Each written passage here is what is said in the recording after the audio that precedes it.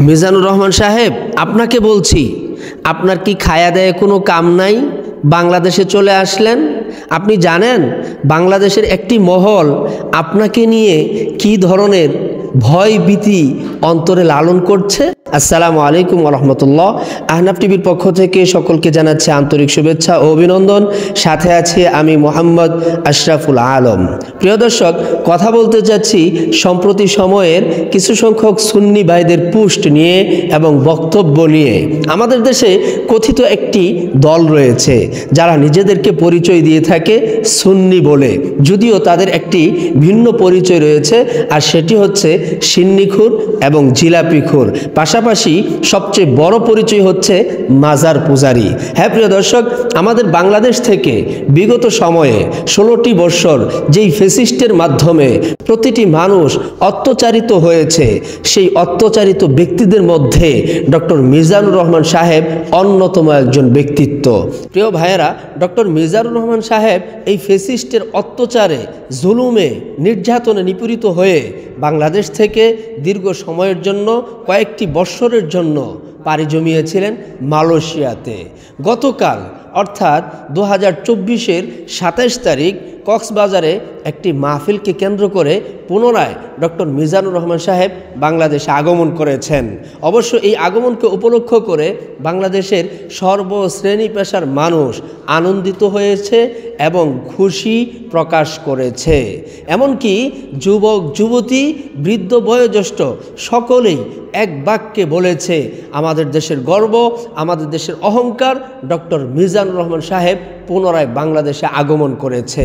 তবে দুঃখজনক বিষয় হচ্ছে কি জানেন, আমাদের দেশের সুন্নি তথা সিন্নিখুরেরা, জিলাপিখুরেরা, মুর্দাখুরেরা, এ সমস্ত মাজার পূজারীরা মিজানুর রহমান সাহেবকে বরদাস্ত করতে পারছেন না। কারণ তারা জানে ডক্টর মিজানুর রহমান সাহেব যদি এদেশের মাহফিলগুলোতে বক্তব্য দেওয়া শুরু করে, তাহলে তাদের জিলাপির বাজারে ভাটা পড়ে যাবে। তাদের সে সমস্ত খানকায় আর মহিলারা আগমন করবে না, যে সমস্ত খানকাতে তারা মহিলাদেরকে নিয়ে হরহামেশা আড্ডা দিয়ে থাকে, বিভিন্ন ধরনের অশ্লীল কুকর্মের মধ্যে লিপ্ত থাকে, তাদের সেই আড্ডাটা আর জমবে না, কারণ ডক্টর মিজানুর রহমান সাহেব বাংলাদেশে আগমন করে ফেলেছে। প্রিয় দর্শক, তাই তো এই সমস্ত সুন্নি নামদারি লোকেরা বিভিন্ন মাহফিলে উঠে ডক্টর মিজানুর রহমান সাহেবকে ইঙ্গিত করে বলছে, বিশাল বড় প্যান্ডেল হলেই কি সে আশেকে রসুল হয়ে যায়? বিশাল বড় স্টেজ হলেই কি সে আশেকে রসুল হয়ে যায়? সে তো একজন দুশ্মনের রসুল, ইত্যাদি ইত্যাদি বলে প্রোপাগান্ডা ছড়াচ্ছে।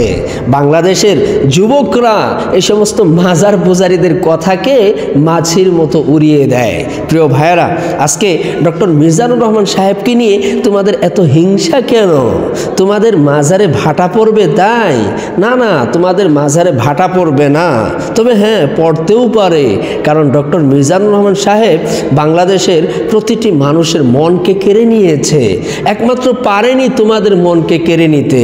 এটা অবশ্য মিজানুর রহমান সাহেবের ব্যর্থতা নয়, এটা তোমাদের ব্যর্থতা, কারণ তোমাদের বেলায় আল্লাহ এই আয়াতে কারিমা নাজিল করেছেন, খতামাল্লাহু আলা কুলুবিহিম ওয়া আলা সামঈহিম ওয়া আলা আবসারিহিম গিশাওয়া। হে সুন্নি জামাত, জেনে রাখো আল্লাহ তোমাদের অন্তরে, তোমাদের শ্রবণ শক্তিতে মোহর মেরে দিয়েছেন, যার কারণে হকপন্থী আলেমদেরকে তোমরা দুশ্মনের রসুল বলে অভিহিত করছো, চিহ্নিত করছো। প্রিয় ভাইয়েরা, আমাদের দেশের এই সমস্ত সুন্নিদেরকে, এই সমস্ত মাজার পূজারীদেরকে অবশ্যই আমাদের ব্যান্ড করতে হবে, নিষিদ্ধ করতে হবে। এই সমস্ত সুন্নিরাই হচ্ছে ফ্যাসিস্টের অন্যতম দোসর এবং দালাল। তাই প্রিয় ভাইয়েরা, ভিডিওটি খুবই গুরুত্বপূর্ণ, অবশ্যই শেয়ার করে দিবেন এবং যুবকদের আইডল ডক্টর মিজানুর রহমান সাহেবের জন্য সকলেই মন প্রাণ করে দোয়া করবেন।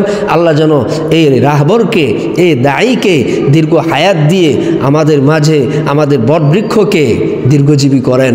আজকে এই পর্যন্তই। ভালো থাকুন, সুস্থ থাকুন। আসসালামু আলাইকুম ওয়া রাহমাতুল্লাহি ওয়া বারাকাতুহু।